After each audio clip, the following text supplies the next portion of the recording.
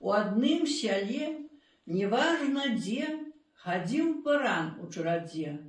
Разумных бараноў наогул жа нямнога, а гэты, дык дурней дурнога, не пазнае сваіх варот.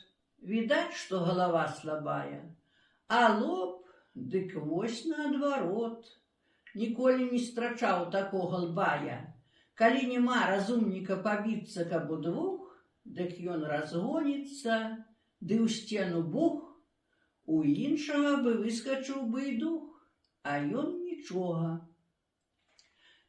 І вось за дурасць гэту яго вучоным раз празвалі нейк на смех, а каб двара не перабег, на шыю прывязалі мету.